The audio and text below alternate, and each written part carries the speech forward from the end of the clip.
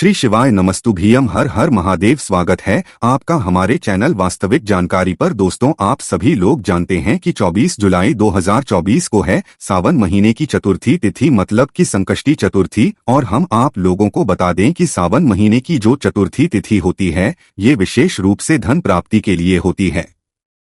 इस चतुर्थी के दिन आप भगवान को प्रसन्न करके अपने घर में जो भी धन से जुड़ी हुई समस्या चल रही होती है, उनसे छुटकारा पा सकते हैं। ये आपके घर में अगर किसी भी प्रकार की पैसों से जुड़ी हुई समस्या होती है, पैसा नहीं आता है, पैसा किसी कारणवश आपके रुकता नहीं है, तो ये सारी जो समस्या है जो कि धन से जुड़ी हुई है भाई, इन सारी समस्याओं का आप समाधान इस उपाय को करने से ले सकते हैं। जो कि उपाय आप लोगों को सिर्फ सावन महीने की चतुर्थी के दिन करना होता है। तो आखिर ये सावन महीने की चतुर्थी के दिन, मतलब कि 24 जुलाई 2024 के दिन आप लोगों को कौन सा उपाय करना है, जिस उपाय को करने के बाद दोस्तों आपके घर में पैसा ही पैसा बरसेगा, आपको कभी भी पैसों की समस्या देखनी नहीं पड़ेगी। तो उसके लिए दोस्तों आप लोगों को ये उपाय पूरा समझना पड़ेगा और ये वीडियो भी पूरा अच्छे से देखना पड़ेगा। तो सबसे पहली चीज दोस्तों, आप लोगों को जो इस सावन महीने की चतुर्थी तिथि के दिन जो सबसे बड़ा उपाय करना है धन प्राप्ति के लिए, अपने घर में सुख और शांति के लिए करना है, वो करना है दोस्तों 9 शमीपत्र वाला उपाय। दोस्तों 9 शमीपत्र वाला उपाय अभी वाला उपाय नहीं है, बहुत पहले का उपाय है जो कि पंडित जी ने बताया हुआ है और इस उपाय को बहुत सारे लोगों ने किया भी हुआ है। पर दोस्तों जब सावन महीने की चतुर्थी आती है तो इसका बहुत ही बड़ा और विशेष महत्व होता है। सावन महीने के हर एक दिन का बहुत बड़ा विशेष महत्व होता है, पर जब सावन महीने की चतुर्थी आती है तो भाई, और जो चतुर्थी होती है अलग महत्व होता है, पर जब सावन महीने की चतुर्थी आती है तो इसका बहुत ही बड़ा और विशेष महत्व होता है। इस दिन भगवान हमसे बहुत ही जल्दी और आसानी से प्रसन्न होते हैं। तो दोस्तों इस दिन आप लोगों को आखिर 9 शमीपत्र वाला उपाय कैसे करना है, किसको करना है, कहां पर करना है और इसकी विधि क्या है करने की, ये सारी जानकारी हम आप लोगों को इस वीडियो में देते हैं। तो सबसे पहली चीज दोस्तों हम लोग जान लेते हैं कि आखिर जो 9 शमीपत्र वाला उपाय है ये घर में से किस सदस्य को करना है। तो देखिए, सबसे पहली चीज जो भी बड़े और विशेष उपाय होते हैं ये घर के जो और मुख्य सदस्य होते हैं वही करते हैं ना। पर ये जो नवशमी पत्र वाला उपाय है ये घर की जो बड़ी माताएं बहनें होंगी, उन माताओं बहनों में से कोई भी एक माता बहन इस वाले उपाय को करेगी। घर के सभी सदस्यों को इस उपाय को करने की जरूरत नहीं है।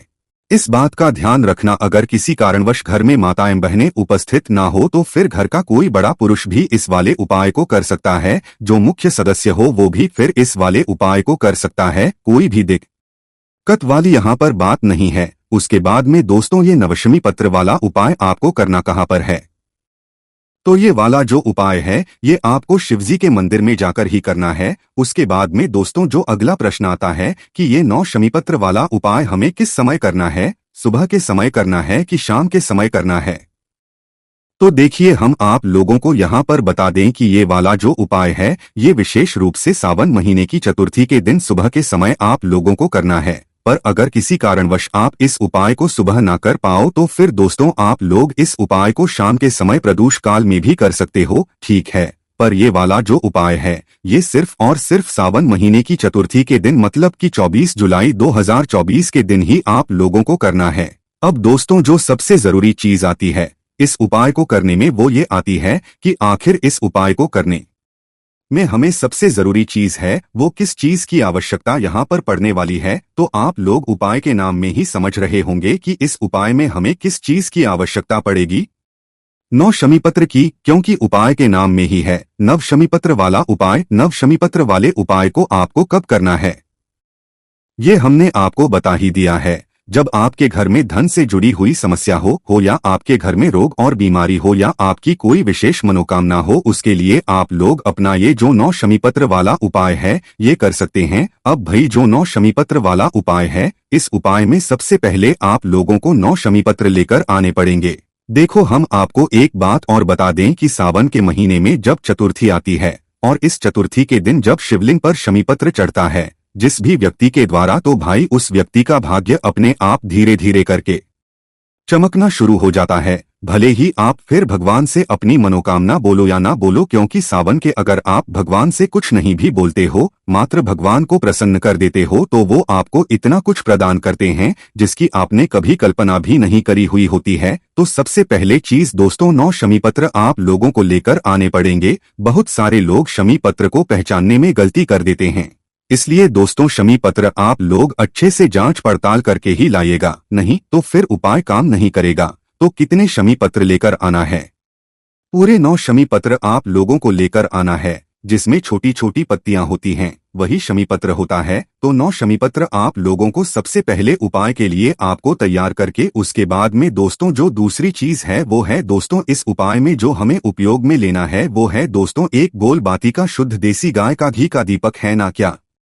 एक गोल बाती का शुद्ध देसी गाय का घी का दीपक। अभी जो दीपक है ये आप मिट्टी का भी ले सकते हो, आटे का भी ले सकते हो। ठीक है, मिट्टी का लोगे तो नया लेना पड़ेगा, अन्यथा आप लोग आटे का भी दीपक लोगे तो भी कोई दिक्कत वाली बात नहीं है, आप उपाय कर सकते हो, है ना। अब दोस्तों करना क्या है, देखो घर का जो भी सदस्य इस वाले उपाय को कर रहा हूँ उसे शुद्धता का विशेष रूप से ध्यान रखना है। आप सुबह उपाय कर रहे हो तो भाई सुबह जितना जल्दी हो सकता है उतना को करने की कोशिश करना, क्योंकि सावन के महीने में ब्रह्मा मुहूर्त से अच्छा और कोई समय नहीं होता है। ब्रह्मा मुहूर्त के बाद जितना जल्दी हो सकता है भाई आप उतना जल्दी कोई भी अनुष्ठान कोई भी उपाय करने की कोशिश करें तो वो ज्यादा बेहतर आप लोगों को यहाँ पर फल लाकर देगा। बाकी 10-11-12 बजे तक कभी भी आप लोग अपना ये वाला जो उपाय है सावन महीने की चतुर्थी के दिन कर सकते हो। ठीक है, 9 शमी पत्र वाला उपाय तो आप लोगों को समझ आ गया। सबसे पहले इस उपाय में आप लोगों को नवशमी पत्र लेकर आने पड़ेंगे। एक घी का दीपक आपको तैयार करना पड़ेगा शुद्ध देसी गाय के घी का। उसके बाद में दोस्तों बस यही 2 चीजें हैं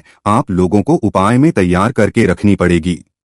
अब आप सुबह सुबह जो है शुद्ध होकर स्नान करके अपने साथ में जो सामग्री है उपाय की ये अपने साथ में रखकर निकल जाएं। पर दोस्तों इसके साथ में हम आपको एक और चीज बता दें, सिर्फ उपाय की सामग्री लेकर सावन महीने की चतुर्थी के दिन भगवान शिवजी के मंदिर मत पहुंच जाना। ठीक है, अपने फायदे के लिए कभी शिवजी के मंदिर मत जाना, ऐसे भाव से जाना कि आप उनको प्रसन्न करने के लिए जा रहे हो।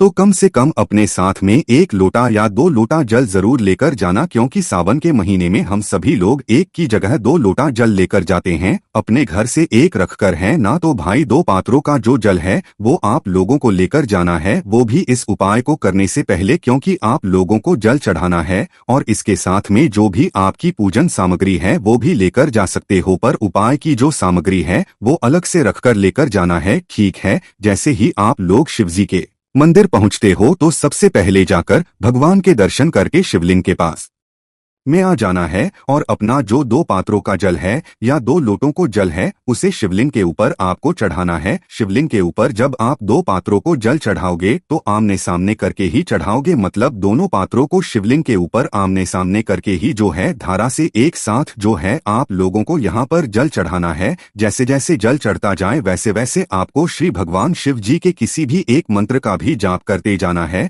जैसे ही जल चढ़ जाता है उसके बाद में आपकी जो भी पूजन सामग्री है उस पूजन सामग्री से भगवान शिव जी का अभिषेक या पूजन जो भी करना चाहते हैं वो सारी चीजें कर लीजिए। जैसे ही आपकी सारी पूजन अर्चना हो जाए उसके बाद में आप लोग अपना ये जो 9 स्वामी पत्र वाला उपाय सावन महीने की चतुर्थी का इसे कर सकते हैं, है ना। तो करना क्या है दोस्तों, आप लोग अपने सामने निकाल कर रख लीजिए, अपना जो घी का दीपक है वो भी रख लीजिए, और जैसे जैसे को बताते जा रहे हैं वैसे वैसे अब आप लोगों को यहाँ पर सभी चीजों का ध्यान रखना है। तो सबसे पहली चीज दोस्तों 9 शमी पत्र। अब ये जो 9 शमी पत्र हैं दोस्तों, 9 शमी पत्र में से आप लोग अपने 5 शमी पत्र अलग निकाल लो, जो 4 शमी पत्र हैं वो अलग रख दो। 5 शमी पत्र आप लोग 9 शमी पत्र में से अलग निकाल लो। 5 शमी पत्र निकालने के बाद दोस्तों क्या करना है कि इन 5 शमी पत्र को आपको भगवान शिवजी के शिवलिंग में यहाँ पर भी गणेश जी का स्थान होता है, इन शमी पत्र को वहां पर सम्मिलित करना है। क्योंकि हम आप लोगों को बता दें कि ये जो उपाय है ये विशेष रूप से के लिए है और भगवान शिव जी के लिए, यही जो भगवान है ये आप लोगों के दुख दूर करेंगे, आपके घर से धन की जो समस्या है उसे दूर करेंगे, हैं ना। तो हम आपको बता दें कि शिवलिंग में जो गणेश जी का स्थान होता है वो कहाँ पर होता है, ये बहुत सारे लोग जानते भी हैं कि जो जलाधारी होती है, जलाधारी का जो राइट हैंड साइड होता है मतलब सीधे हाथ का जो भाग होता है जलाधारी का, वो जो है गणेश जी वाला भाग होता है, गणेश जी वाला स्थान होता है। पर जब भी आप लोगों को समझ ना आए तो वहीं मंदिर में किसी से पूछ लीजिएगा कि भाई इस शिवलिंग में गणेश जी का स्थान कौन सा है,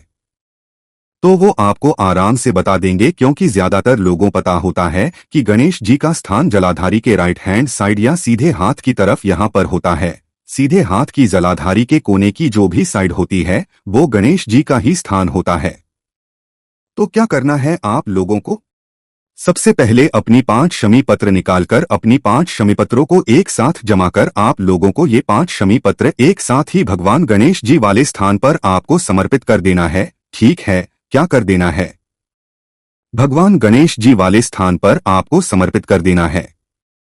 बस जो शमी पत्र की डंडी होगी वो जलाधारी की तरफ ही होनी चाहिए और पत्तियां कुंभ शिवलिंग की तरफ होना चाहिए।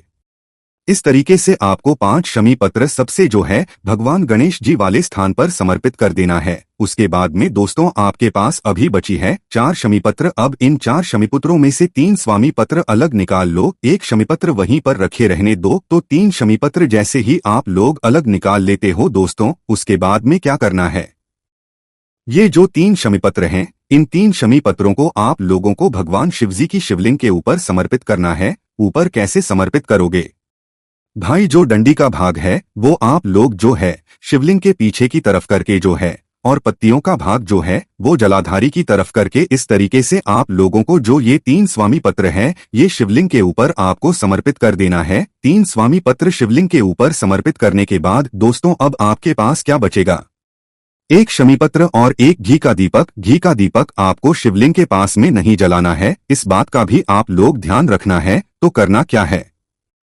जैसे ही 3 स्वामी पत्र शिवलिंग के ऊपर चढ़ाते हैं उसके बाद में अपना एक शमीपत्र और अपना ये घी का दीपक लेकर कहाँ पर आ जाना, आपने जो भगवान शिवजी के मंदिर की चौखटों की वहां पर आ जाना। अभी मंदिर से बाहर नहीं निकलना है, मंदिर के अंदर ही रहना है और मंदिर के अंदर खड़े बाहर की तरफ देखकर, मतलब मंदिर के अंदर चौखट के अंदर ही खड़े होकर आप लोगों को देखना है कि अपना उल्टा हाथ कौन सा है। मतलब आपको अंदर खड़े रहना है और मंदिर के बाहर देखना है। तो क्या देखना है, आपका उल्टा हाथ कौन सा पड़ रहा है। तो भाई मंदिर से जब बाहर की तरफ जाओ तो आपका उस समय जो उल्टा हाथ पड़े, उस उल्टे हाथ की भगवान शिव जी की चौखट पर आपको अपना बचा हुआ जो एक शमी पत्र है उसे समर्पित करना है सबसे पहले चीज। तो उसके बाद में जो आपका एक शमीपत्र जो आपने चढ़ाया हुआ है, इस एक शमीपत्र को चढ़ाने के बाद दोस्तों क्या करना है, आपने जो अपना घी का दीपक किया हुआ है इस घी के दीपक को अब आप लोग जला लो। ये घी का दीपक घर से जलाकर नहीं लेकर आना है, इस एक शमीपत्र को चढ़ाने के बाद ही जो है मतलब इसको जलाना है।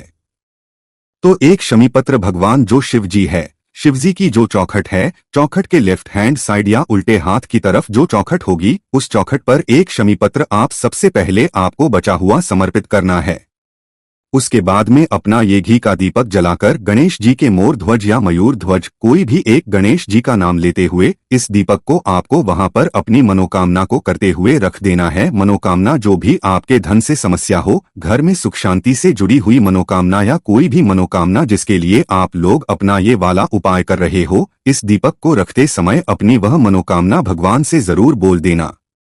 जैसे ही आप लोग यह शमीपत्र और दीपक जला देते हो, भगवान से मनोकामना कर देते हो, भगवान गणेश जी का नाम लेते हुए अपनी मनोकामना बोल देते हो, उसके बाद में शिवलिंग के पास में आकर दोस्तों 2 मिनट श्री शिवाय नमस्तुभ्यम आप लोग जाप कर लेना या कोई भी एक मंत्र का जाप कर लेना जो भगवान शिव जी को प्रसन्न हो। और उसके बाद में दोस्तों भगवान को धूप देकर वहां से उठ जाना। ये वाला उपाय यहाँ पर पूरा हो जाता है। अब आप लोगों ने देखा कि उपाय बहुत आसान है, पर जो उपाय में छोटी छोटी चीजें होती है वो बहुत ज्यादा जरूरी है। अगर आप इन छोटी छोटी चीजों पर ध्यान नहीं दोगे तो फिर आपको उपाय सही तरीके से काम नहीं करता है। इसलिए दोस्तों आप लोगों को सबसे पहले उपाय अच्छे से सुनना है, उसके बाद ही करना है। ये 9 वाला उपाय हम हर रोज नहीं करते, ये विशेष स्थितियों पर ही किया जाता है। विशेष रूप से सावन महीने की चतुर्थी इस बार पड़ रही है 24 जुलाई को। इस दिन आप लोगों को ये वाला उपाय करना है, अपने घर में भगवान शिव जी का आशीर्वाद प्राप्त प्राप्त करने के लिए और अपने ऊपर भगवान शिव जी का आशीर्वाद प्राप्त करने के लिए इस उपाय को करने के बाद आपको बहुत सारे फलों प्राप्ति हो जाएगी। भगवान की कृपा जो है आपके घर परिवार पर हो जाएगी। उपाय को करते समय कोई भी गलती नहीं करनी है। अगर आपको हमारा वीडियो पसंद आया हो तो वीडियो को एक लाइक जरूर करें और कमेंट बॉक्स में लिखें हर हर महादेव। बाकी दोस्तों, अगर इस उपाय को करने में आपको कोई भी दिक्कत, समस्या, परेशानी आती है तो उसे आप हमसे कमेंट करके पूछ सकते हैं। श्री शिवाय नमस्तुभ्यम। हर हर महादेव।